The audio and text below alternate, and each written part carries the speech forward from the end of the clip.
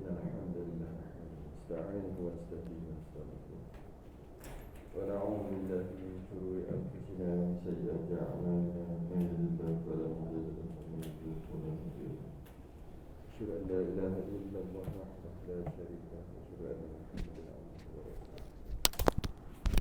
اللهم صل وسلم وبارك على سيدنا محمد الفاتح لما أغلق والخاتم لما سبق ناصر الحق بالحق والهدي إلى صراطك المستقيم صلى الله عليه وعلى آله وأصحابه حق قدره مقدار العظيم اللهم نور بالكتاب بصري وأطلق به لساني واشرح به صدري واستعمل به جسدي بحولك وقوتك فإنه لا حول ولا قوة إلا بك سبحانك لا علم لنا إلا ما علمتنا إنك أنت العليم الحكيم ولا حول ولا قوة إلا بالله العلي العظيم أما بعد.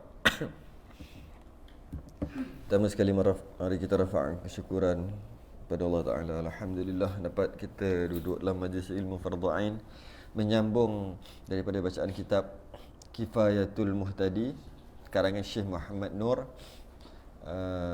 syarah kepada kitab Sulam Mubtadi karangan Syekh Dawud Al-Fattani. Kita berhenti pada muka surat 48 paling atas sekali, Jawi, Rumi 61. Qala al-mu'allif rahimahullahu ta'ala wa nafa'ana wa iyyakum bi'ulumin fid darin amin rabbal alamin. Dan yang keempatnya, mana? Batal wuduk. Batal wuduk ah?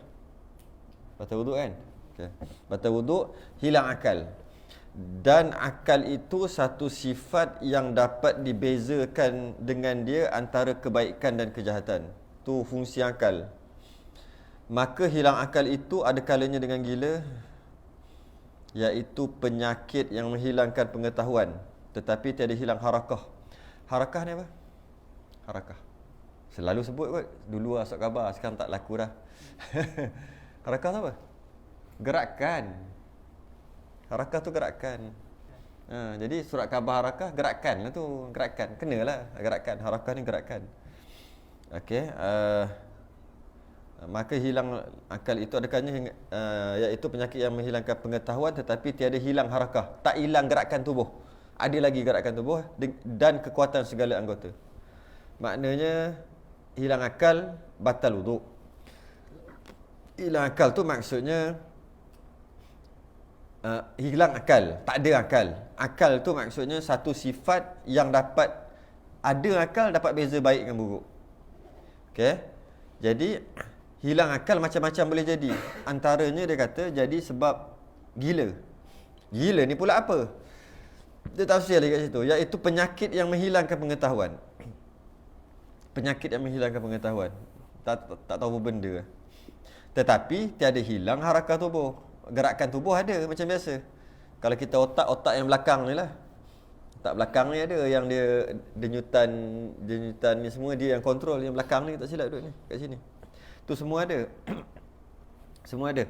Yang tak ada akal aja. Yang tak ada pengetahuannya. Tak ada, bodoh, jadi tak gerti. Itulah maksud menghilangkan pengetahuan. Itu maksudnya gila. Itu maksud gila.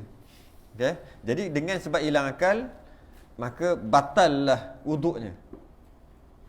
Hilang akal batal wuduk. Apa lagi hilang akal batal wuduk. Yang ini juga kita akan tak masuk lagi, tak begitu masuk.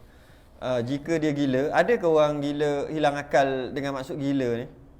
Adakah dia gila on off? Ada.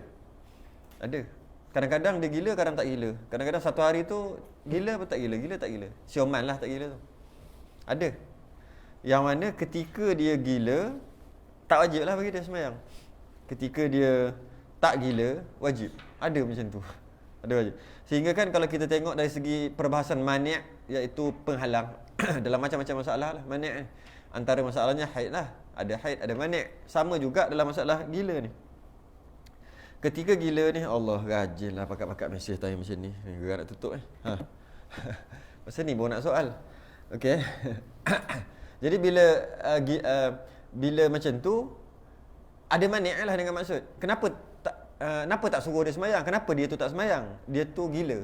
Kalau gila pun sembahyang lah. Tak boleh ada mani'. Istilahnya sama juga. Ada mani'.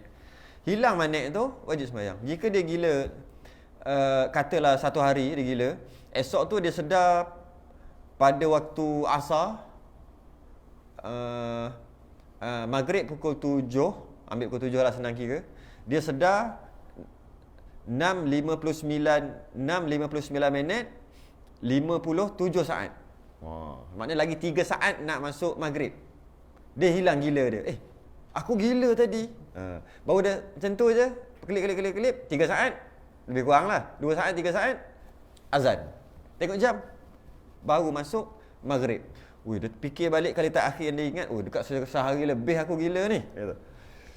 Yang dia ketika gila tu tak wajib sembahyang dah. Wuduk dia pun batal kata tu. Cuma oleh kerana dia sedar waktu asar, dia wajib qada waktu zuhur. Macam mana perbahasan orang haid juga. Sama. Janji dia dapat kadar takbiratul ihram pada waktu yang kedua, iaitu waktu asar dan asar ataupun isyak, dapat je kadar takbiratul ihram 2 saat paling lama. 1 saat setengah. Kadar, bukan takbiratul ihram, kadar. Jadi Allahu akbar. 1 saat je, 1 saat setengah. Dia dapat kadar tu, dia wajib qada waktu tu. Jadi katalah lagi 2 saat, 3 saat nak habis waktu maghrib, baru dia sedar daripada gila. Dia wajib qada asar tu. Walaupun hanya cukup takbiratul ihram je, kadar tu yang dapat. Tapi dia nak kena basuh dulu, basuh-basuh apa yang patut, entah masa gila tu terkencing ke apa. Dia kena nak ambil wuduk dulu, nak kena pakai baju dulu. Itu cerita lain. Cerita dia dapat tak kadar tu. Ya, dia dapat kadar tu. Dia wajib qada asar. Maghrib memang wajib lah dah masuk. Siuman lah asar. Bila dia wajib qada asar, dia wajib qada zuhur sekali. Sama macam haid kan. Ujung-ujung haid, waktu subuh, nak masuk subuh, lagi 3 saat nak masuk subuh, celek-celek, cek-cek, tak ada. Lepas tu bunyi azan.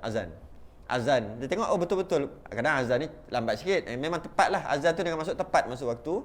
Bila tepat masuk waktu, dia kena solat lah subuh tu. Sebab dah kering haid. Macam tu juga dia wajib qada isyak. Oleh kerana dia dapat kadar takbiratul ihram isyak, dia wajib qada maghrib juga. Samalah. Saja nak kias ke situ. Jadi ini pun sama. Jadi itu pertama, hilang akal boleh jadi sebab gila. Dan hilang akal juga boleh jadi sebab mabuk, iaitu cedera, tiada tertentu perkataannya dan berperasaan ringan badannya. Macam tu orang mabuk rupanya. Dia tak pernah mabuk lagi. Mabuk ni macam dia kata ringan, maksud ringan badan. Logik kot. Ringan badan dan tidak tertentu perkataannya. Cakap tak uhara dia bercakap. Itu maksudnya mabuk. Dia nak tafsirkan mabuk tu apa benda. Jadi kalau mabuk juga batal wuduk. Atau ada kala tu je, sikit je lah. Atau mabuk. Mabuk ni dia mungkin jadi sebab salah makan tu. Makan buah-buahan ke ataupun apa ulam-ulam ke, dia tak tahu tu mabuk, dia makan, dia mabuk. Tak kisah. Jadi dengan mabuk tu dia mabuk, dia tak sedar, hilang akal, batal wuduk. Ni cerita batal wuduk. Atau ada kala dengan tidur. Dalam setengah kitab dia asingkan tidur, menjadikan ada 5 perkara. Sekarang ada 4 perkara dan keempatnya hilang akal kan. Setengah kitab yang lain dia akan tulis 5. Ya, perkara yang membatalkan ni 5. Yang kelima adalah tidur. Kerana dibezakan tidur dengan hilang akal ataupun tidur gila, mabuk, dibezakan. Tak sama. Memang hukum pun tak sama. Tidur lain. Kalau hilang akal, kalau tidur, hilang akal juga kan. Tapi lain. Sebab tu kitab kita ni dia tak asingkan. Kitab lain semua asingkan. Maksudnya ada 5 yang membatalkan wuduk. Kerana apa? Kita tengok sini. Tidur ni macam mana pula? Atau ada kalanya dengan tidur, iaitu hilang pengetahuan. Sama juga macam hilang akal. Okay?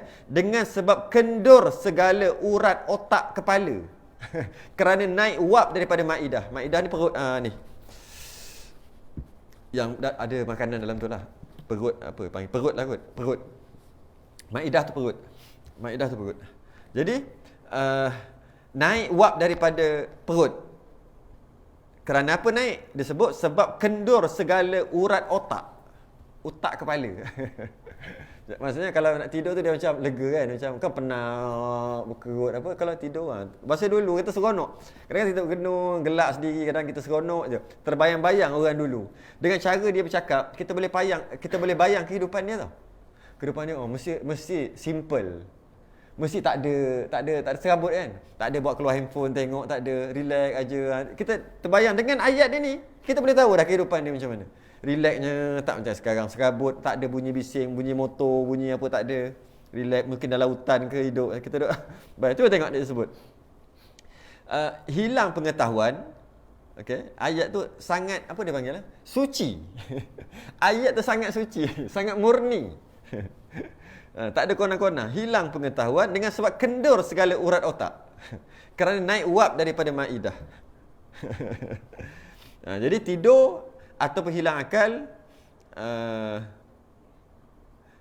kenapa hilang akal ataupun tidur ni membatalkan wuduk? Kerana sangkaan keluar angin tu ada ketika hilang akal tu, kemungkinan angin tu keluar. Tu satu. Yang kedua, ada Nabi bersabda, al-ainu wika ussah faman nama falyatawadda. Mata pengikat dubur. Siapa tidur, wuduk. Maka mata pengikat dubur. Selagi mata tu ada, dengan maksud penglihatan tu ada, maksud tak tidur, dubur akan terikat. Jika mata hilang je dengan maksud tak tidurlah, dia akan longgar. Jadi kita tak tahu apa jadi waktu tu. Jadi oleh kerana tu juga batal wuduk kalau tidur. Dan hilang akal. Macam itulah. Dan tidur yang membinasakan wuduk itu ada kait lagi, ini mazhab Syafi'i. Ada kait lagi. Tidur pula terbahagi. Kalau hilang akal tak ada cerita dah. Hilang akal, duduk ke tak duduk, terbenerap ke apa ke, batal. Hilang akal. Dengan maksud tadi, hilang akal dengan maksud gila atau mabuk. Tak ada kait dah. Gila, mabuk, dia duduk. Macam ni je. Gila. Celek-celek mata, alamak, aku dah gila kejap tadi. Tetap batal wuduk juga. Gila. Tapi kalau tidur atau mabuk, dia duduk-duduk macam ni, dia mabuk. Mabuk, sejam, dia sedar balik. Oh, aku dah tak mabuk dah. Tetap juga batal wuduk. Kalau tidur, dia ada kait. Iaitu tidur yang membinasakan wuduk tu, tidur yang tiada tetap kedudukannya pada bumi. Bahasa lain, tidak tetap papan punggung, boleh jugalah. Tidak tetap papan punggung. Tu maksud tidak tetap kedudukannya pada bumi. Maksudnya kalau duduk kan dia tetap kat bumi. Ini tak tetap. Tidur yang tak tetap batal. Tidur yang tetap tak batal.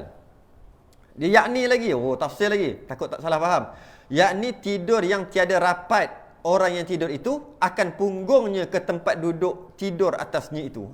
Tempat duduklah. Macam itulah, duduklah. Senang. Pendek kita, duduk, rapat.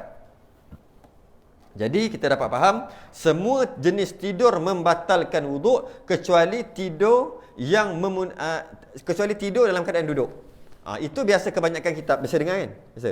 Cuma pernah dengar tak? Syarat duduk pula. Syarat duduk. Dia ada syarat duduk. Kalau tak cukup syarat duduk, duduk pun batal. Syarat yang pertama. Maksudnya kalau nak buat ayat macam ni lah. Semua jenis tidur membatalkan wuduk. Kecuali tidur yang duduk. Okay? Yang mana tidur duduk tu memenuhi syarat ini. Baru tak batal. 4 syarat. Yang pertama, rapat papan punggung. Yang tu jugalah syarat yang sama. Iaitu rapat papan punggung dekat lantai. Okay. Mesti duduk. Rapat tu mesti duduk, nama duduk. Okey. Sekarang kita solat, ada kedudukan solat duduk. Ada berapa duduk? 2 jenis duduk je kan? Maksudnya dua duduk, satu duduk yang rukun. Ada 2 je lah duduk rukun. Jenis duduk macam-macam. Iftirash, tawarruk, tarabu', iqa', apa lagi? Jenis duduk sekali lagi. Lupa. Iftirash, tawarruk, iqa', tarabu', istirahah. Cukup 5. Semua jenis duduk. Yang kita bukan nak cerita jenis duduk. Kita nak cerita duduk tu dia ada 2 jenis. Yang macam mana? Tak, duduk rukun dalam sembahyang tu ada 2. Yang pertama duduk tahiyat, duduk di antara 2 sujud tu rukun tak? Rukun. Duduk tahiyat awal rukun tak? Tak, sunat banget. Duduk tahiyat akhir rukun. 2 tu jenis duduk tu. 2 jenis duduk tu, apa sahaja jenis duduk sah. Afdal tahiyat akhir tawarruk, silang kaki belakang naik, kaki bawah, kaki kiri keluar ikut celah. Duduk di antara 2 sujud, iftirash macam duduk tahiyat awal tu, itu dia punya afdal. Tapi semua jenis duduk boleh duduk. Janji namanya duduk sah sembahyang. Kita nak cerita pasal duduk ni. Jadi apa jenis duduk ada? Duduk atas kursi. Dia sujud macam biasa. Nak duduk, dia duduk atas kursi. Sah. Janji duduk. Jadi nak kena faham maksud duduk. Macam mana dia duduk pun sah. dari segi sah. Jadi kita nak tahu duduk ni apa?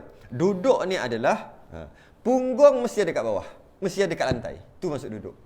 Selain jika duduk tu bukan atas lantai sekalipun, dia duduk atas satu alat, yang alat tu duduk atas lantai, nama duduk juga. Macam kursi, kita tak duduk atas lantai, tapi kita duduk di atas satu kerusi, yang mana kerusi tu ada tiang duduk atas lantai, namanya duduk atas lantai juga. Ataupun mungkin kita duduk, kaki kita naik atas dua macam ni. Kita duduk atas tumit kita. Kita tak duduk atas lantai, tapi kaki kita duduk atas lantai. Kita nama duduk atas lantai, tu nama duduk. Kadang-kadang duduk pun kena tahu, istilah syarak tu maksud duduk. Okey. Duduk atas lantai dengan maksud duduk adalah apa saja keadaan yang duduk di atas lantai dengan maksud duduk atas lantai, atau maksud duduk atas bukan lantai, tapi bukan lantai tu dia bersambung dengan lantai. Maknanya duduk atas lantai. Jadi boleh duduk atas kursi. Jika tak sakit pun. Sujud, masa nak bangun tu duduk atas sujud, terus bangun. Syum, duduk atas kursi. Kenapa dia buat macam tu? Bukan nak suruh buat, nak beritahu sah. Sah. Duduk apa saja. Duduk macam ni, panji alam. Yang tu macam ni, duduk bersila, janji punggung kat bawah. Semua sah. Itu nama duduk. Jadi, yang nombor satu ni, rapat papan punggung. Dia duduk tu rapat papan punggung. Maksudnya dia mesti duduk. Jadi bila mesti duduk, punggung dia mesti atas lantai. Lantai tadilah macam tadi. Okey. Jadi kalau dah dalam masalah ni, bukannya janji duduk je tak batal, bukan. Dalam masalah ni, duduk mesti lantai. Jika dia duduk atas kaki, dalam masalah semayang tadi sah? Tak sah. Dia duduk atas kaki macam ni kan? Dia duduk macam ni. Dia panggil duduk tu iq'a' nama duduk tu. Macam ni, dia duduk atas ni. Biasa kalau kita tengok orang Pakistan, Bangladesh dia buat. Ketika duduk di antara dua sujud tak silap, dia buat macam tu. Dia tinggi kan, duduk atas ni. Yang ini tak ada kena mengena. Ini bukan duduk. Duduk semayang betul. Tapi dalam masalah tidur ni, batal wuduk ni, itu bukan duduk. Duduk mesti atas lantai. Okey, duduk atas lantai. Itu syarat pertama, duduk atas lantai.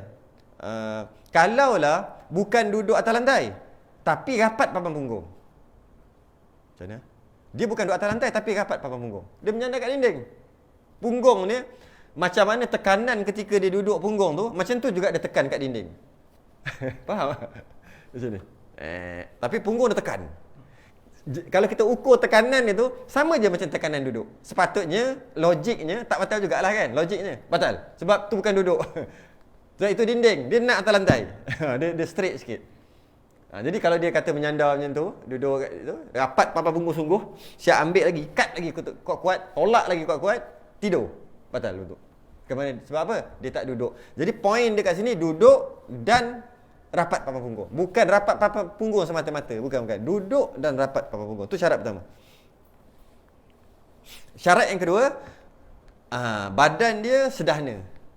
Maksudnya badan dia tidak terlalu kurus. Itu maksud sederhana. Badan dia tidak terlalu kurus. Dengan maksud, punggung dia ada daging. Kalau jenis Afrika sana, duduk macam mana pun, tidur batal wuduk. Orang Afrika, bukan nak cakap orang Afrika. Orang mereka tu maksud orang yang tak cukup makan tu lah, tu maksud dia. Jadi bila dia tak ada isi dekat punggung, dia duduk macam mana pun boleh keluar angin. Kenapa kata duduk tak batal wuduk, tidur dalam keadaan duduk tak batal wuduk? Sebab angin tu tak boleh nak keluar. Sebab tu tak batal. Tak percaya, ketika nak buang angin nanti, pergi jauh-jauh, cuba duduk, cuba teran. Tak keluar. Dia kena menyengging, orang panggil. Macam ni, boom, baru keluar. Maknanya, dengan duduk tu tak keluar. Jadi kita nak tahu kita ni tidur ketika duduk membatal ataupun tidak, boleh juga kita sangka, iaitu kita ada isi, jadi tak batal, boleh juga. Paling cantik, buat. Bila tak keluar, confirm aku tak batal. Sebab ada orang, walaupun tidur, tetap papan punggung sekalipun, batal. Sebab tak ada isi. Dia ada celah-celah tu ada. Jadi duduk tu tetap papan punggung. Sama ada duduk iftirash ke, duduk tawarruk tak boleh. Tawarruk macam tahiyat akhir, dia sengit, tak boleh. Dia iftirash boleh. Bersila boleh. Bersila rapat papan punggung. Macam mana pun nak tahu batal tak batal, paling cantik test. Setiap orang berbeza. Itu syarat kedua, iaitu dia tidak terlalu kurus, dengan maksud dua punggung dia bertaup rapat bila dia duduk. Okey. Kalau dia terlalu kurus, tak boleh, batal juga. Yang ketiga, dia terjaga daripada tidur. Macam mana dia tidur? Mana tak bergerak? Dia tidur macam ni, dia sedar duduk belah sana menghadap sini. Agak-agak macam mana? Tak kira lah. Tidur tetap papan punggung. Tak ada. Tidur macam ni, bangun pun macam tu. Kadang-kadang dia tidur macam ni, dia tersedar ketika ke depan. Biasa masa nak sembahyang Jumaat, khutbah Jumaat. Tempat yang paling lena untuk tidur khutbah Jumaat. Saya jadi khatib tahulah. Esok ada khatib lagi ni dekat Selangor ni. Jadi bila kita tengok dia tidur macam tu, mula-mula macam tu. Lama-lama dia tunduk sungguh. Kalau kita tengok kat belakang dia tak ada kepala. Mana kepala dia? Memang sungguh jatuh. Kalau tengok kat belakang tak ada kepala. Lama dah khutbah yang kedua, dia agak tu sikit, dia akan tu. Dia terkejut. Bila terkejut baru tersedar. Batal tak? Batal. Tapi ada orang ambil uduk lepas tu. Tak ada. Tak sah semayang. Sembahyang Jumaat pula tu. Dia kena sedar dia tidur macam tu. Dia sedar apa? Yang itu. Dia sedar dalam keadaan lain, batal. Yang keempat, yang ni hukum fiqh je lah. Tidak ada seorang Nabi yang mengkhabarkan bahawa dia kentut ketika tidur. Ini adalah pandangan Syekh Ramli. Syekh Ramli mengatakan, tak ada Nabi yang kata, engkau tadi kentut. Engkau tadi kentut. Jadi kalau ada Nabi kata, memang sekarang tak ada Nabi. Cuma hukum tetap hukum. Nabi ada Nabi kat situ, Nabi tu tak kata apa-apa. Maknanya tak batal. Kalau Nabi kata tadi kau terkentut, jadi batal wuduk walaupun tetap papan punggung. Jadi yang keempat, tidak ada seorang Nabi yang mengkhabarkan bahawa dia telah terkentut ketika tidur. Kenapa sampai macam tu? Kerana Nabi ni dia ada sifat amanah. Siddiq amanah, tabligh fatanah. Siddiq amanah, tabligh fatanah. Siddiq lah kot lah. Siddiq lah. Ya, Siddiq. Siddiq, saya nak cari sifat Nabi mana nak kiaskan masuk ni. Siddiq. Siddiq maksudnya dia cakap benar, dia tak tipu. Jadi bila dia cakap kentut, batal. Jadi kalau sekarang tak ada lah. Tapi hukum tu ada. Kata Syekh Ramli, mesti Nabi iaitu maksum.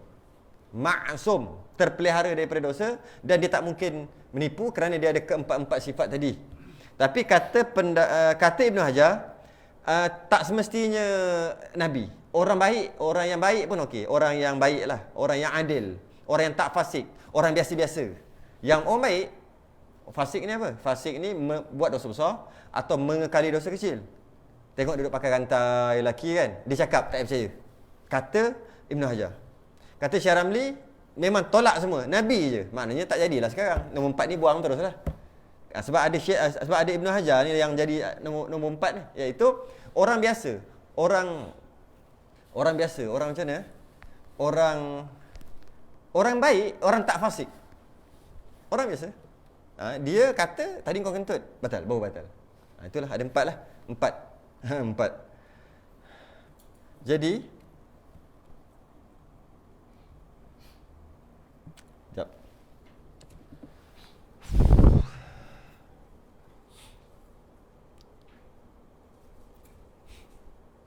Jadi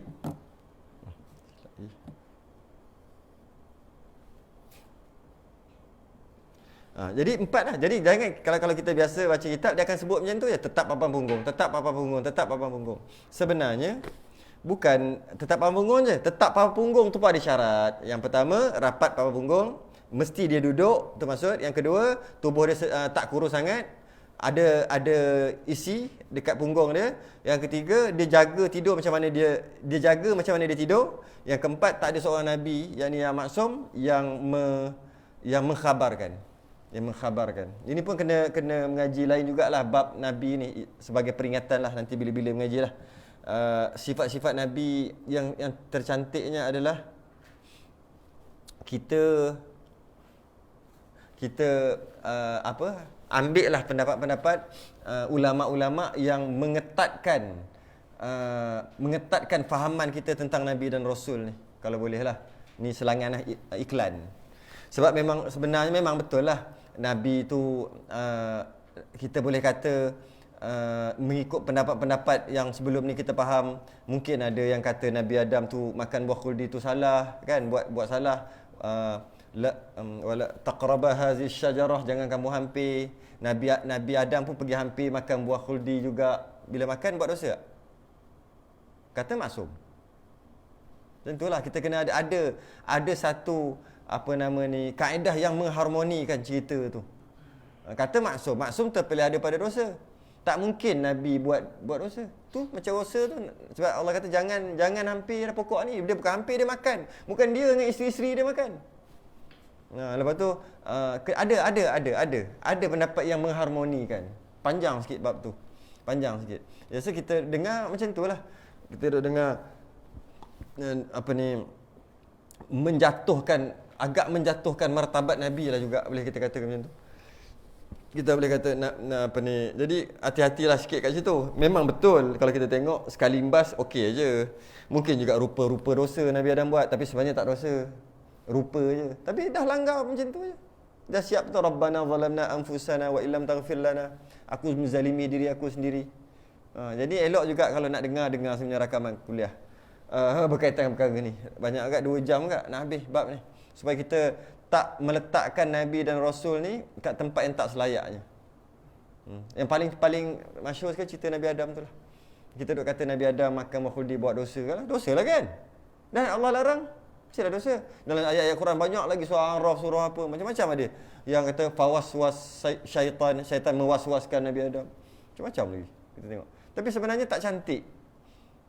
Cantik tak?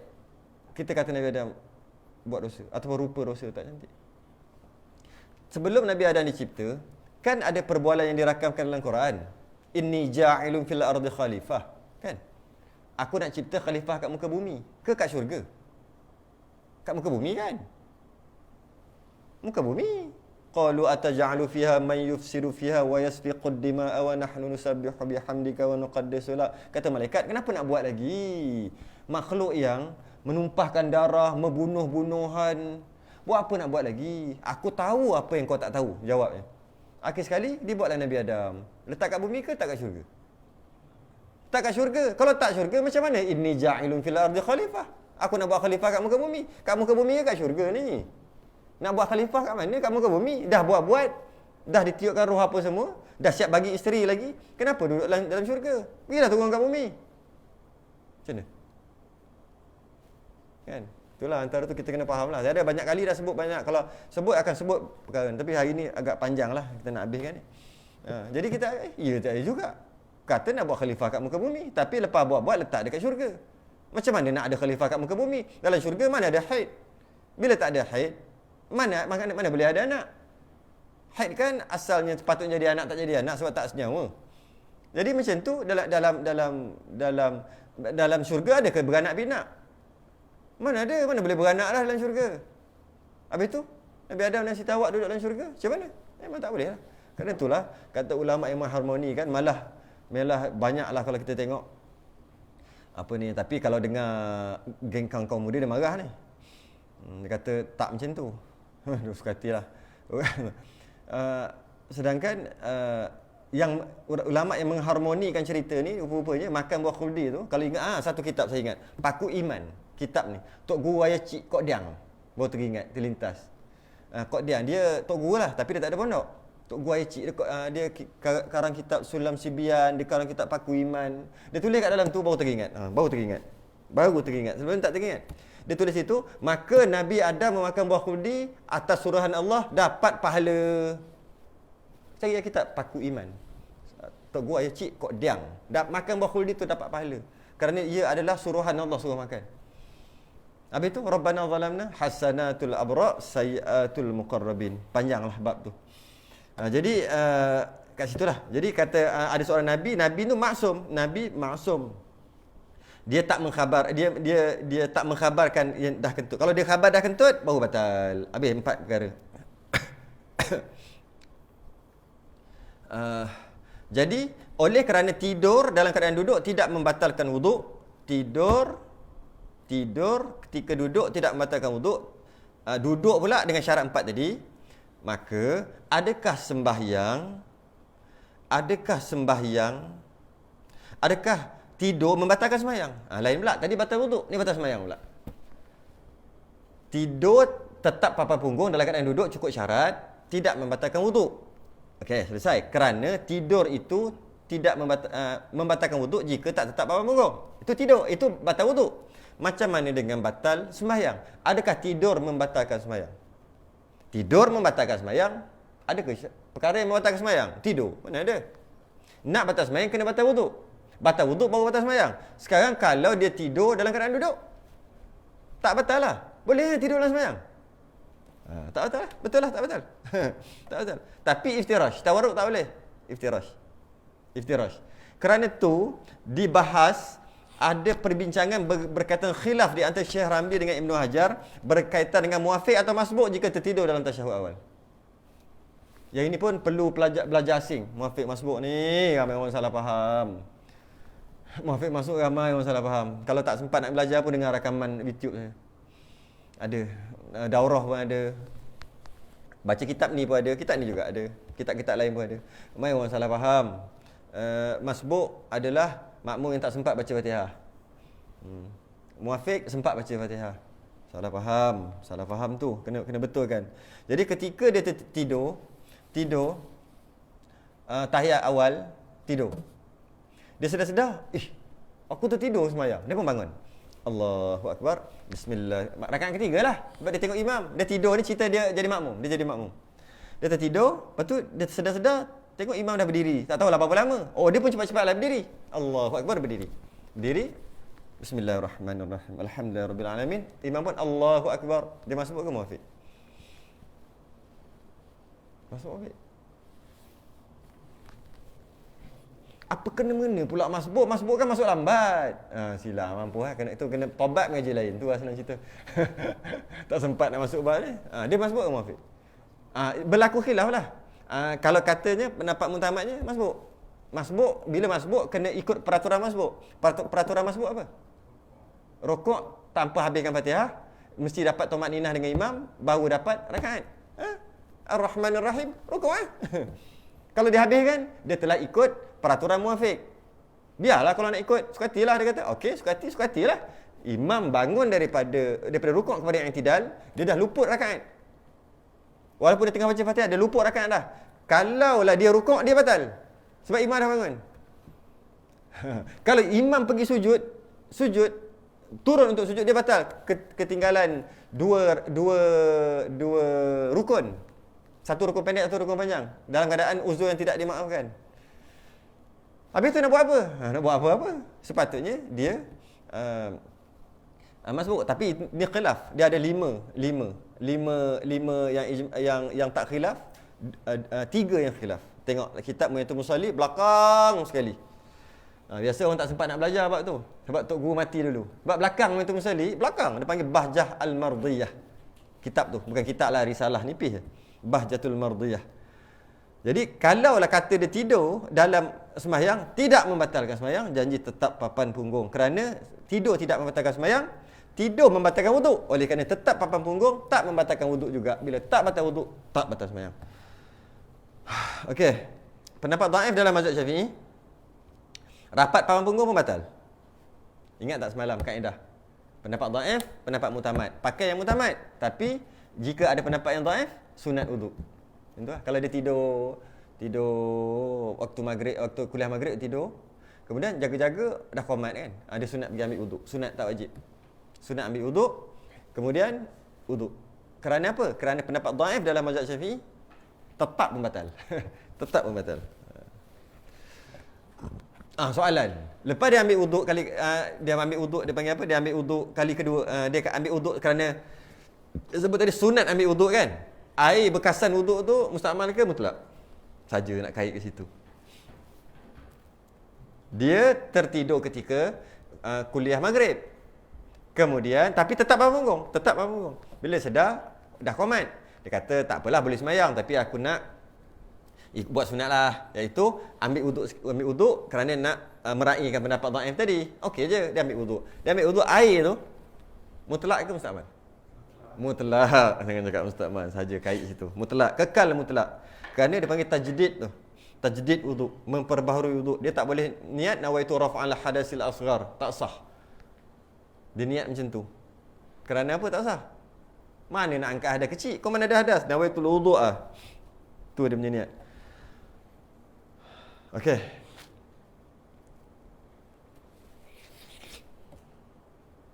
Macam mana ketika tidur? Ketika tidur sunat ada wuduk kan? Ketika tidur sunat ada wuduk.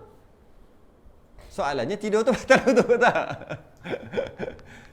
Tidur tu batal wuduk tak? Dah tidur batal wuduk. Sebab mana dia tidur duduk? Tapi nak tidur sunat wuduk. So macam mana? Yang ni kelakar. Iaitu bila dia salah faham, dia kata kalau tidur sunat ada wuduk. Jadi nak beramal dengan sunat tu lah. Bila atas kat katil, bukan ada dia seorang, isteri pun ada juga. Dia suruh duduk asing-asing, selimut asing-asing, nanti sentuh batal.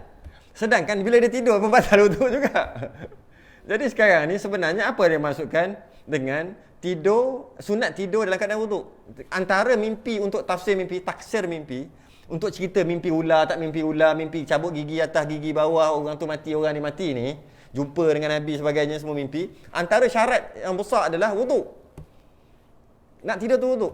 Sebelum tu solat 2 rakaat sunat. Kalau tidak, tak payah sembang lah, mengarut je mimpi tu. Senang, mainan je semua. Antara syaratnya. Soalannya kalau dia tidur batal. Sekarang ni dia tidur tu keadaan berwuduk ke tidak? Kat sini faham macam ni. Kalau salah faham, dia akan suruh isteri duduk jauh-jauh lah. Padahal masa tua ke, masa muda-muda tak ada makna. Masa dah ni sikit, awak duduk jauh-jauh. Saya nak amal sunnah, tidur ada wuduk, duduk jauh-jauh, jangan pegang. Okey. Masa muda-muda tak ada makna macam tu. Okey. Maksud sunat berwuduk, sunat ada wuduk ketika tidur adalah naik atas katil tu, untuk tidur tu ada wuduk.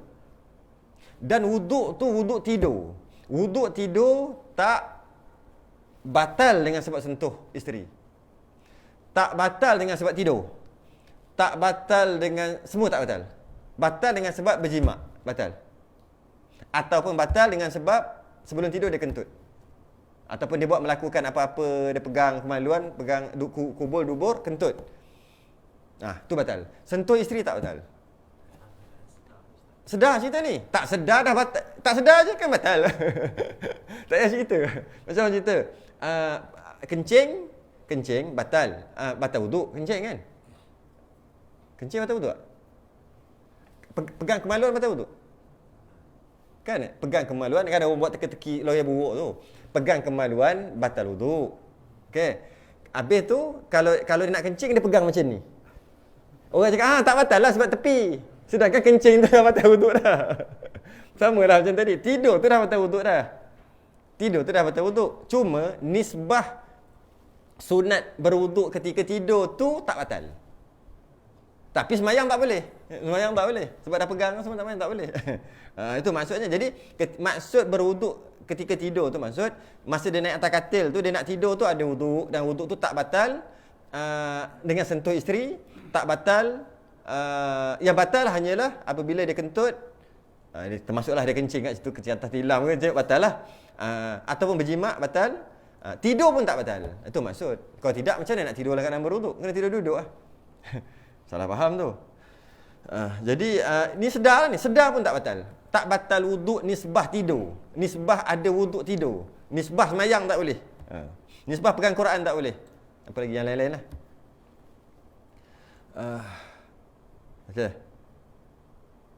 Okey, ni ada sedikit mazhab. Dobek ni cantik, terlupa dah dobek ni. Sebab ada balik ni.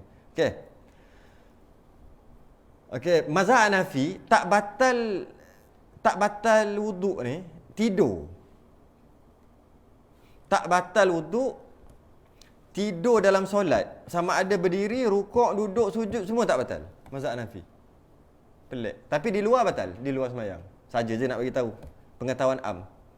Mazhab Hanafi tak batal wuduk tidur dalam solat. Berdiri ke, sujud ke tak batal. Mazhab Syafi'i duduk je yang tak batal. Satu. Apa?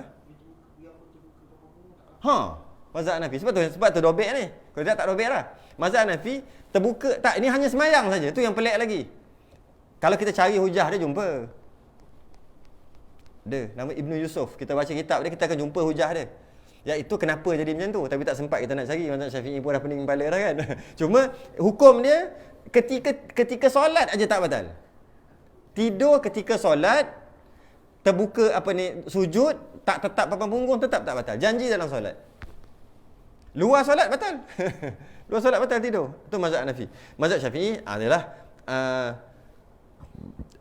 tidur tetap papan punggung tak batal. Mazhab Syafi'i tidur tetap rapat papan punggung tak batal, sekejap ataupun lama, kan?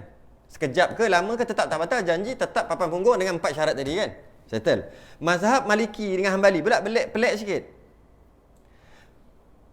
Tak batal tidur sekejap walaupun terlentang, menerap. Tapi batal kalau tidur lama. Jadi maksud mazhab Maliki dan mazhab Hanbali, dia tak kait dengan cara tidur. Dia kait dengan sekejap lama. Mazhab Syafi'i, dia kait dengan cara duduk. Nak tidur tu macam mana? Duduk ke tak duduk, cara tak? Baring, batal. Itu mazhab Syafi'i. Mazhab Maliki dengan mazhab Hanbali, dia tak tengok cara. Dia tengok sekejap ke lama. Lama batal, sekejap tak batal. Ikut uruf. Maka dia pun itulah. Dia kias lah. Kalau kita tengok siapa yang selalu pergi Mekah, dia akan tengok orang tidur kejap sebelum qomat tu siap berdengkur lagi. Lepas tu bangun terus sembahyang. Antaranya itulah mazhab Hanbali, mazhab Maliki. Dan hujah-hujahnya agak menarik. Antara sunnah yang dilupakan, dia kata, tidur selepas solat sunat qabliyah subuh. Nabi tidur kan baring, tak tangan macam ni. Siap tunjuk lagi. Ambil tangan, buat macam ni, letak belah kanan macam ni, baring dekat lepas solat, lepas azan subuh, solat qabliyah subuh, tidur. Bila tidur baring, batal wuduk. Nabi tak tahu pun. Sahabat pakai ikut.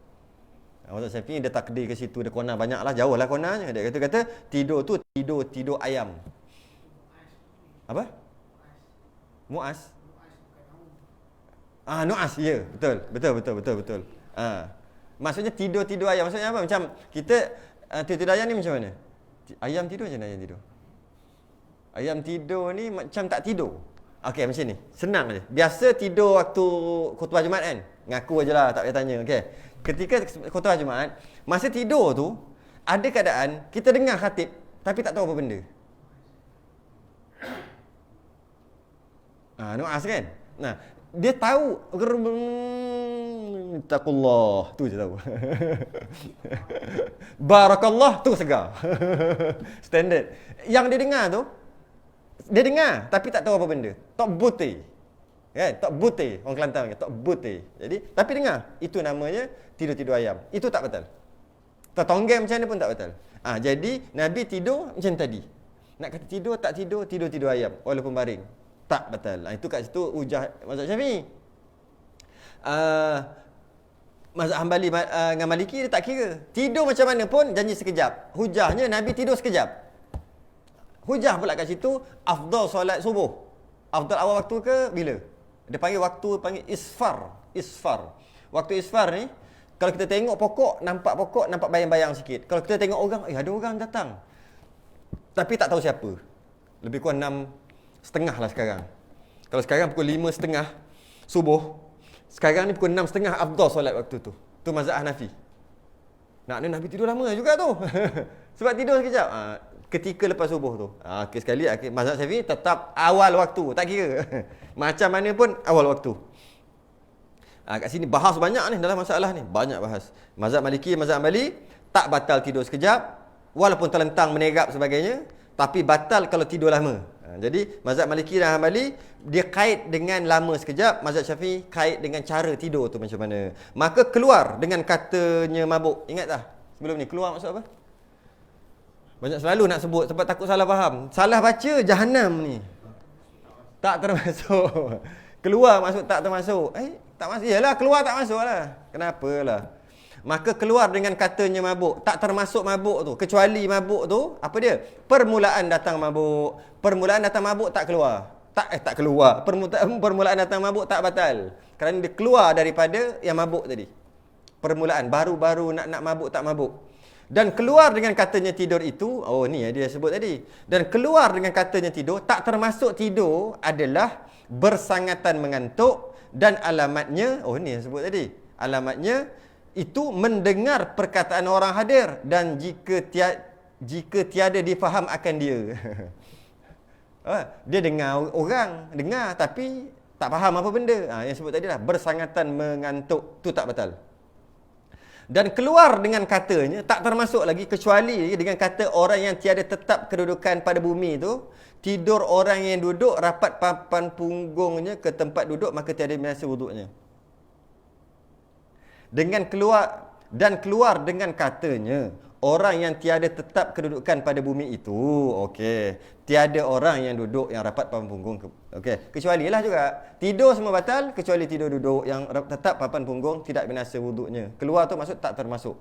Jadi kita tengok balik tak termasuk mabuk adalah permulaan mabuk, baru-baru nak mabuk, dah mabuk baru batal. Tak termasuk yang dikatakan tidur tetap papan punggung adalah bersangatan mengantuk tak termasuk. Okey, kemudian tak termasuk dikatakan tidur juga, tak termasuk dikatakan tidur yang tidur dalam keadaan tetap papan punggung. Okey, habis cerita. Okey. Semua keadaan ni riwayat daripada sahabat yang tertunduk hingga janggutnya menyentuh rapat ke dada. Tidur kerana Nabi ada hal jumpa pembesar datang. Jadi lambat sembahyang Isyak. Sahabat tidur macam ni sampai tu.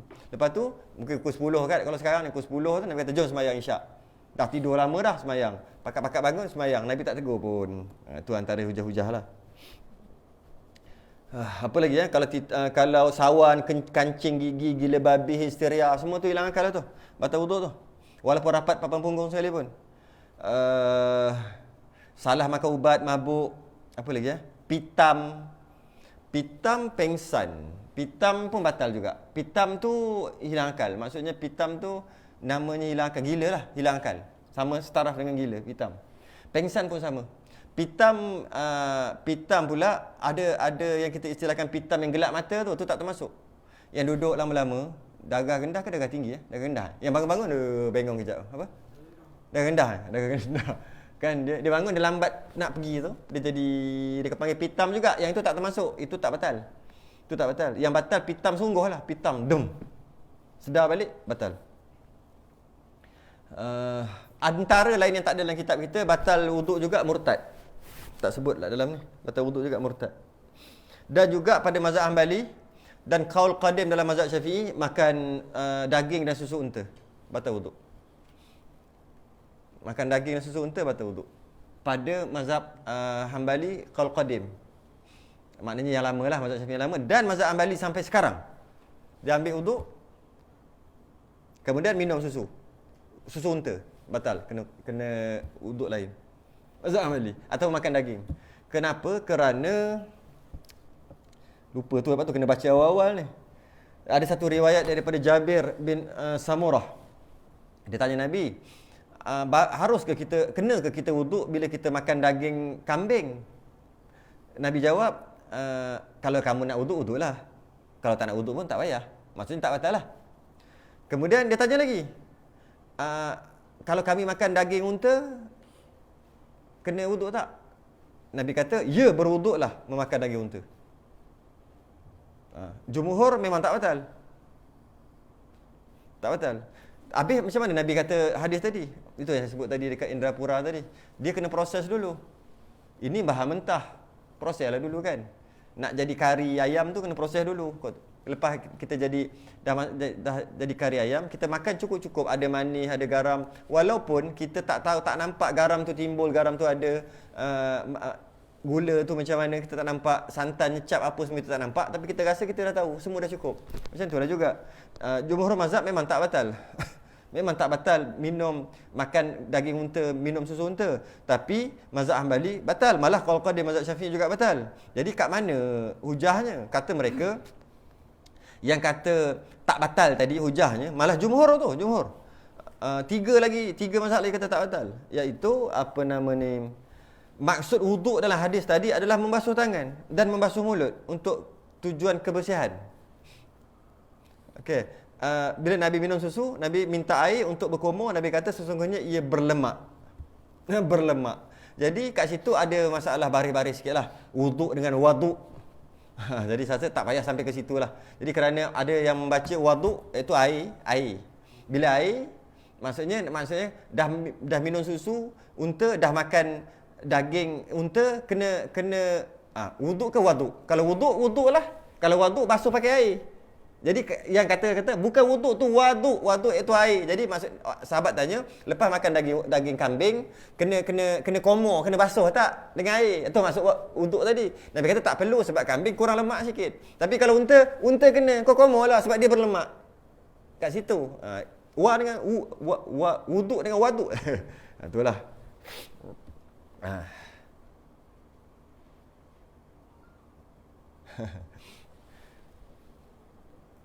Okey.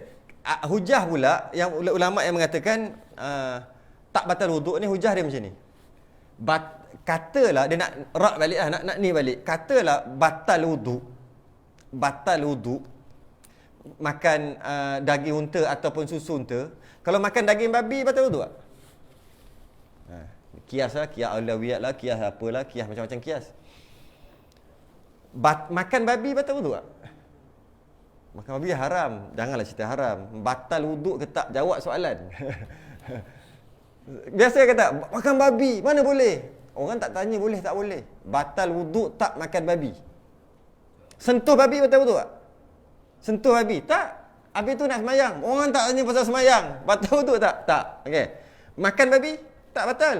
Kalau makan babi tak batal, takkanlah makan unta batal. Boleh terima kan? Boleh terima juga. Kalau makan unta batal, makan babi sepatutnya 2 kali batal, kena mandi wajib. Seolah-olah macam tu lah. Sepatutnya min babil aula, lebih-lebih lagi makan daging babi batal. Sedangkan ijma' ulama makan daging babi tak batal wudu. Maknanya itu hujah lah, hujah. Dan apabila yakin seorang ia mengambil wuduk, dan bila yakin seorang ia mengambil wuduk, kemudian syak atau zon pada berhadas, dihukumkan dengan kekal wuduknya. Ni best juga bahas ni Pak ni. Dan apabila yakin ia berhadas, kemudian syak atau zon ia pada mengambil wuduk, dihukumkan dengan kekal hadasnya. Macam mana ni? Al-yaqinu la yudhalu bisyak. Kaedah fiqh. Was-was tak batal wuduk. Syak batal wuduk tak? Was-was memang was-was teruk sungguh lah. 10-90 kot. 10, was-was tu 10-90. Syak 50-50. 50-50 batal wuduk tak? Batal tak? Batal tak? Kuat kata batal, kuat juga kata tak batal. 50-50. Batal ke tak? Tak batal. Was-was lagi lah tak batal. Okey. Zon. 70 kata batal, 30 kata tak batal. Tak batal juga. Tu best tu fiqh. Fiqh dia kena yakin untuk batal. Okey? Yakin batal baru batal. Yakin batal wuduk baru batal. Tapi kalau terasa macam ada sesuatu tapi tak yakin, macam ada sesuatu yang tak yakin, tetap tak batal juga wuduk tu. Kaedah usul fiqh, al-aslu baqa'a ma kana ala ma kana. Semua tu kembali kepada asal sesuatu perkara, mengikut hukum yang sebelumnya. Contohnya, duduk dalam majlis ilmu, maghrib sampai isyak, adakah kita jaga kentut kita? Jaga wuduk, ada? Maksudnya, tengah kuliah ni, aku ada wuduk ni. Jaga. Mana ada kan? Terus blur, maksudnya tak ingat. Tahu-tahu je nak semayang. Ada ke tak ada? Ada. Habis kita tak jaga pun wuduk. Faham tak jaga wuduk tu? Tak sentiasa memerhatikan kentut atau tidak tu jaga tu. Tak jaga pun. Biar je. Macam tu aje. Hukum kembali kepada asal. Asal ada wuduk tak? Ada. Ada wuduk? Ada.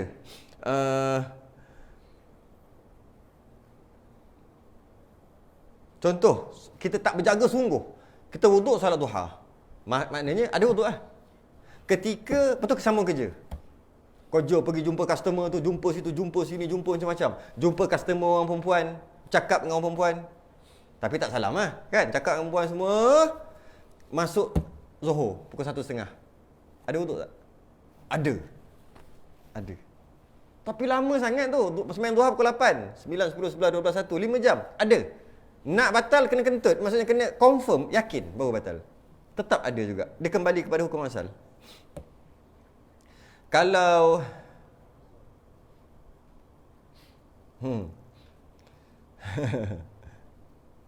contohnya lepas mandi, kemudian dia pergi masjid.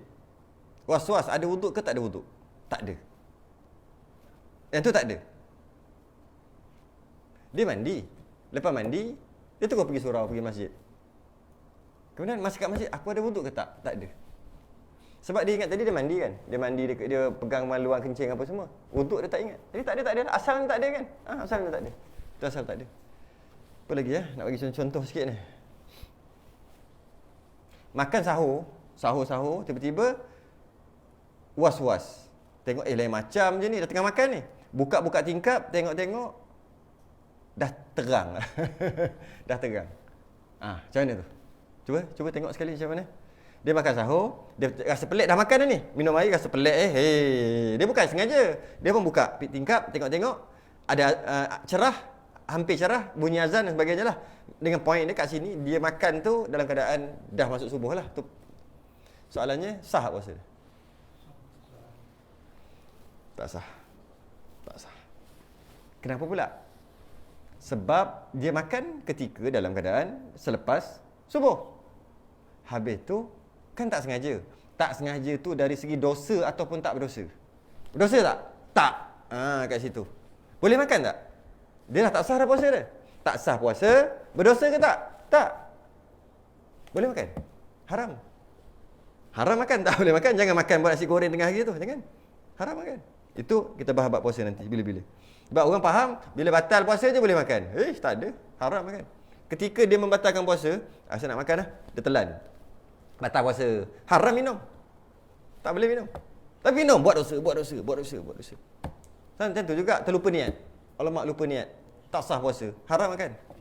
Tak boleh makan. Haram. Macam tu juga dalam keadaan tak sengaja. Makan waktu tu dah subuh. Tak sah puasa. Bila dia sedar tu tak sah puasa. Tapi tak berdosa. Haram makan. Makan cerita lain. Dia kena tunggu buka puasa. Okey, apa lagi ya? Dia bersetubuh. Dia bersetubuh. Siang Ramadan. Setelah terbit fajar. Okey. Sah tak puasa? Tak sah. Baru kena. Berdosa tak? Tak berdosa. Kena kifarah dia. Kena tak? Tak kena. Yang ni tak kena. Cantik dobek ni. Tak kena. Sebab tak sengaja tadi. Tak kena. Tapi tak berdosa. Puasa batal. Puasa tak sah. Buka puasa. Dia kawan dia pasang ringtone azan bulan Ramadan. Dia dah standby dah macam ni. Tengok ada lagi 2 minit standby. Bunyi azan lagi seminit, lama cepat seminit. Allahu Akbar, dia puak ngok telan. Allah, rupa-rupanya lagi seminit. Okey, batal tak puasa? Batal. Berdosa tak? Tak. Dekat dosa dengan pahala tu. Beza dengan dia puasa tapi dia lupa dia puasa. Dia buka peti ais, dia makan. Yang itu tak batal. Faham tak? Yang nampak tak perbezaan di antara yang tadi dia standby nak buka puasa. Nak buka puasa. Okey? Nak buka. Tersilap time. Tak sengaja, tak berdosa. Makan, sengaja makan sebab nak buka puasa. Batal lah puasa. Sebab apa batal? Sebab lagi 1 minit. Tersalah, tak berdosa. Sengaja, berdosa. Tu je. Sekarang ni, dia buka, hari pertama, buka ambil gok. Aku puasa. Dia nak buka puasa ke? Tak. Tu beza dia tak batal tu. Yang kata rezeki kan. Makan nasi, minum air semua. Aku puasa. Alhamdulillah. Rezeki Allah bagi. Tak batal sebab di mana dia nak buka puasa? Dia terlupa. Yang tadi, dia memang nak buka puasa. Sengaja nak buka. Cuma salah timing je salah. Kat situ kena betulkan sikit tu. Dah habis dah. Dah habis dah. Allah. Habis dah. Tak perasan. Habislah kita dalam stesen dah masuk dah. Comel-comel ni. Pada menyata barang yang mewajibkan istinja, basuh berak, basuh kencing. Basuh berak, basuh kencing macam dah lalu kat sini. Idaman penuntut bab apa? Di sini rasanya bab ni rasa macam baru je lepas cerita pasal basuh berak orang ni. Nak kena baca basuh berak lagi. Kita akan masuk bab istinja lah kot. Tapi sebab awal lagi sikit lagi kan. Tapi bukan masuk lagi, kita tak masuk lah. Tapi kita nak bincang berkaitan dengan apa nama ni, istinja ni. Sikit je lagi, rugi masa. Dalam masalah istinja ni iklan lah, iklan. Dalam masalah istinja ni, istinja ni basuh berak, basuh kencing, itu bahasa Melayu. Kadang-kadang sebut istinja tapi tak faham pun istinja tu apa. Jadi istinja ni basuh berak, basuh kencing. Jadi bila berak, kencing, maksud dia keluar ikut 2 tempat je. Mungkin boleh kata kita 3 tempat, boleh kata 4 tempat, bergantung kepada jenis orang tu kan. Dah sebut sebelum ni kan 4 jalan. Ya, secara umumnya 2 lah, kubul dan dubur. Keluar daripada kubul dan dubur, wajiblah istinja. Kalau perempuan 3 lah, tempat keluar haid, tempat keluar kencing, tempat keluar najis. Tempat keluar najis, apa, dubur lah kita panggil, 3. Orang lelaki 2. Khunsa ada 4. Dia ada alat lelaki, ada perempuan, dia ada 2-2. Jadi 2-2 boleh keluar air kencing ke, boleh keluar apa ni, dan keluar haid juga. Jadi 4 jalan lah. Keluar daripada tu, maka kenalah istinja, kenalah basuh. Yang mana kita ni, agama Islam ni agama yang sempurna. Daripada sekecil-kecil perkara sehingga sebesar-besar perkara, daripada bangun tidur sampai tidur balik. Cara nak pakai kasut pun Nabi ajar. Cara nak basuh berak, basuh kencing pun Nabi ajar. Lebih-lebih lagi, cara nak memerintah negara, takkan Nabi tak ajar. Nak memerintah negara pun Nabi ajar. Takkan Nabi tak ajar. Itu politik, Nabi tak ajar. Nabi hanya ajar semayang, basuh berak, semayang, zakat, macam tu je. Basuh berak pun Nabi ajar. Takkan cara nak memerintah negara Nabi tak ajar. Nabi pun ajar. Kadang kita ingat bab-bab tu je. Ajar. Nabi ajar. Sekecil-kecil perkara, Nabi kata nak pakai selipar kiri dulu, kanan dulu pun Nabi ajar. Kiri ke kanan dulu pun Nabi ajar. Sekecil-kecil perkara. Tak ada agama yang macam agama Islam yang Nabi dia ataupun apa dia panggil, messenger dia tu, agama lain yang ajar sekecil-kecil sampai basuh berak pun ajar, tak ada. Hanya agama Islam je. Jadi tak ada satu apa pun tinggal. Jadi termasuklah istinja ni. Saya nak masuk bulan depan, nak terus masuk istinja terus je. Ni nak mukadimah sikit lah dulu. Jadi istinja ni maksudnya basuh, istinja dengan air, iaitu basuh berak, basuh kencing dengan air ni, memang dah ada daripada syariat Nabi Adam lagi. Nabi Adam, dia macam ni tau. Dia Nabi dan Rasul, betul kita faham Nabi adalah seorang lelaki yang diutus oleh Allah, diberi wahyu untuk dirinya. Rasul untuk dirinya dan dia wajib untuk menyampaikan kan. Sebenarnya kalau kita tengok pendapat yang lebih kuat bukan macam tu. Pendapat yang lebih kuat adalah Nabi dan Rasul sama-sama wajib menyampaikan. Sama-sama wajib menyampaikan. Nabi juga wajib menyampaikan, yang kata ada 1, 2, 4. 000, 124,000. Rasul ada 313, 314. Ramai tu. Yang wajib kita tahu fardu ain 25. Maksud wajib tahu, bila sebut nama boleh tahu Nabi.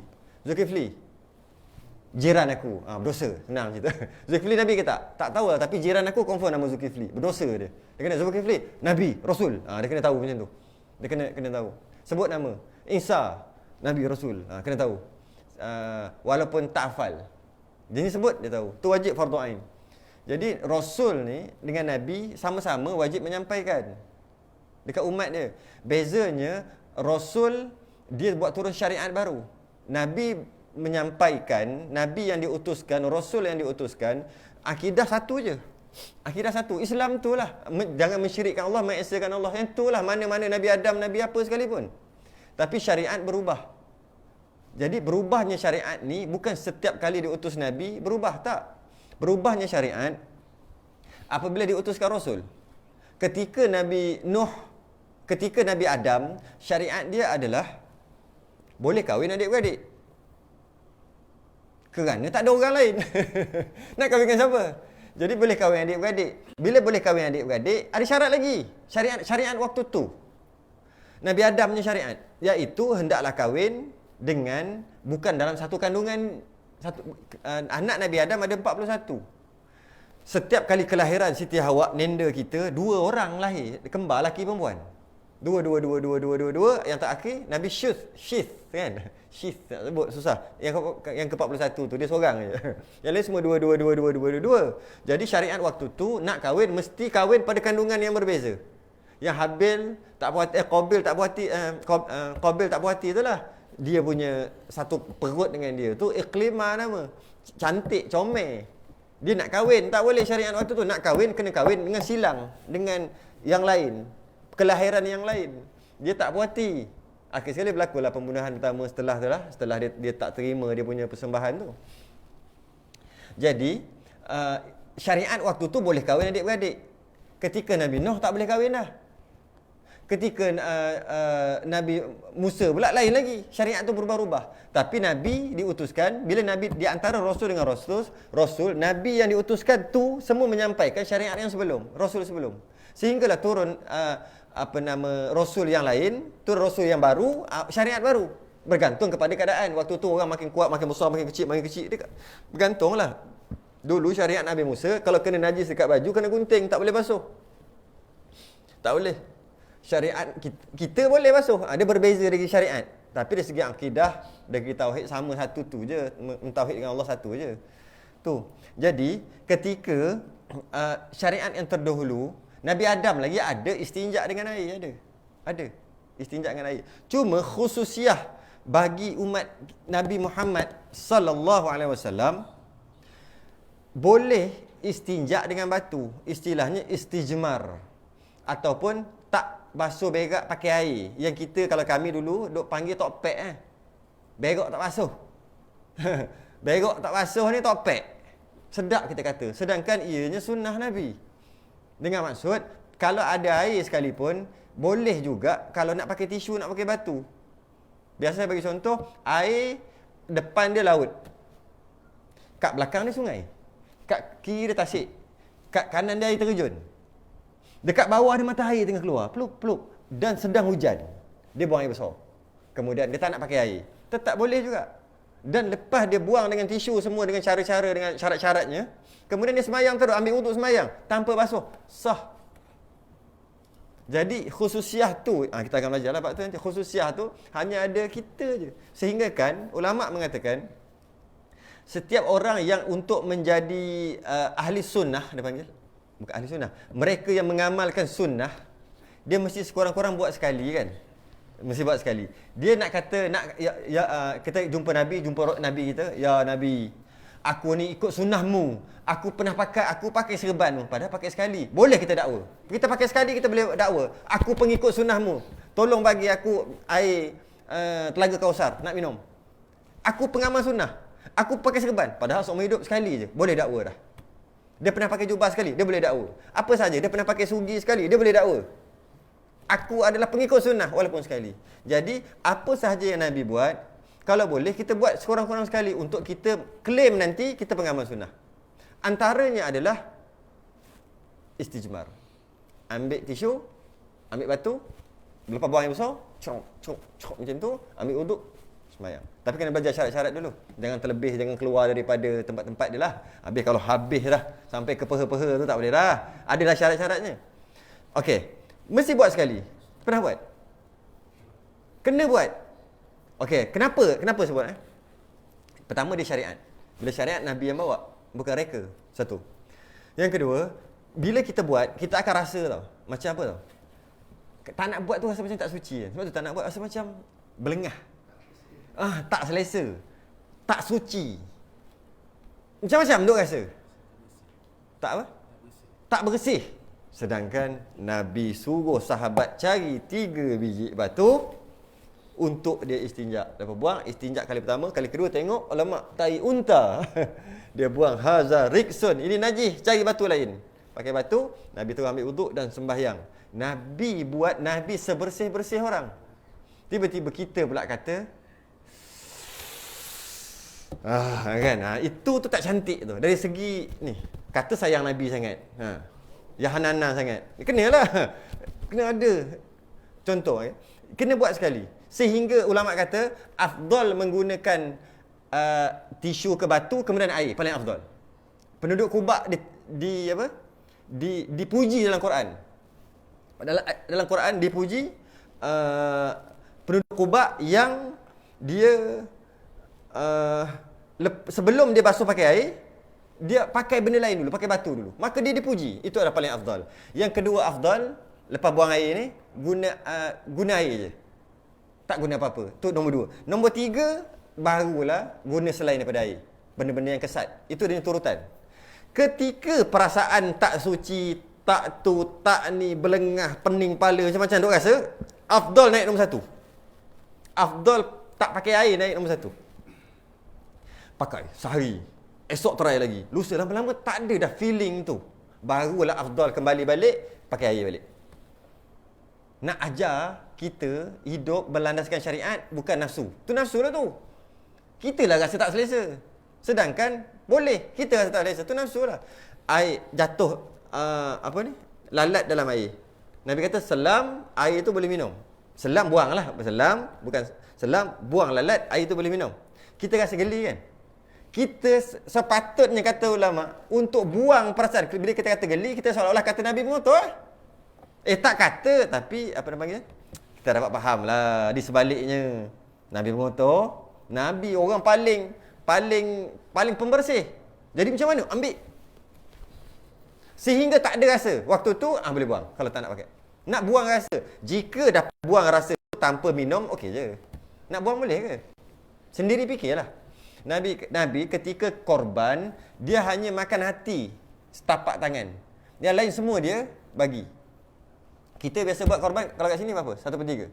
1/3 juga. Mana-mana pun 1/3 lah. Okey juga. Itu Nabi suruh Ibnu Abbas buat. Bagi 1/3, satu orang miskin, satu orang biasa, orang kaya lah orang biasa, satu dia buat balik makan. 1/3. Itu martabat kedua.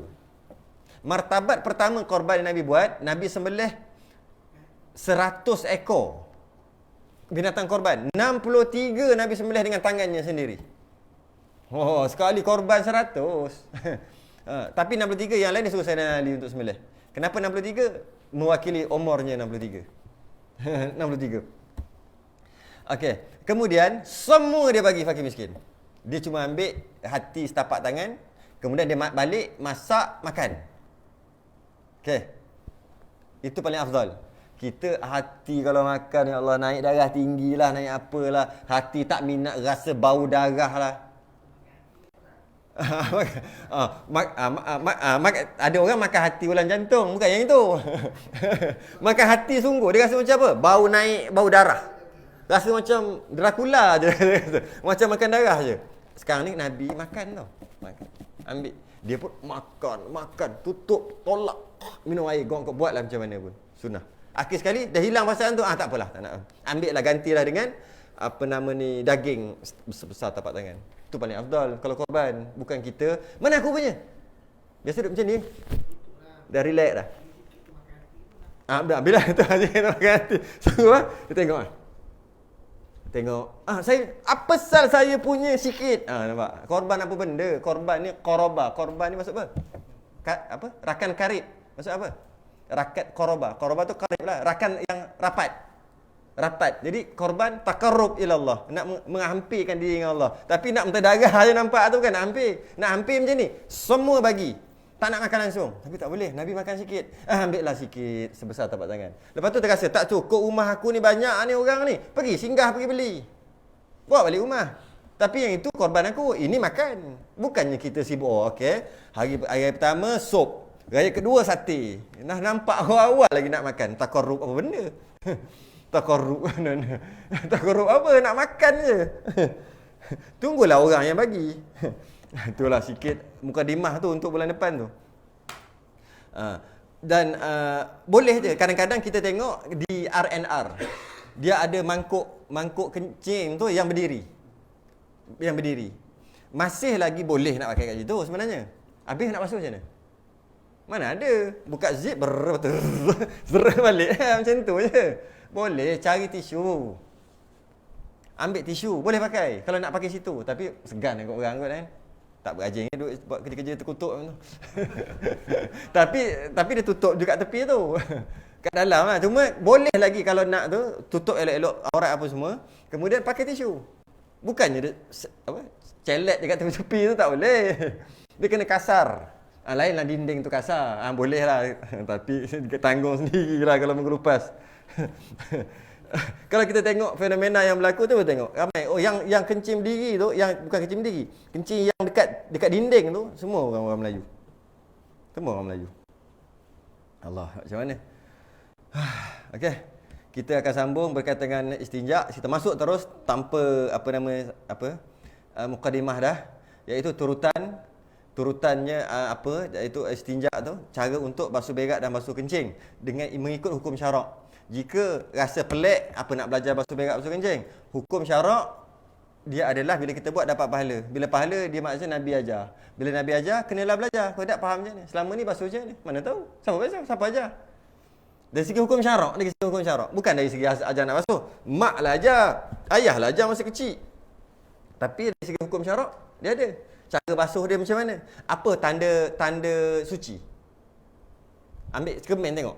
Bila basuh berak. Apa tanda suci? Kesat bagi orang lelaki, orang perempuan? Licin.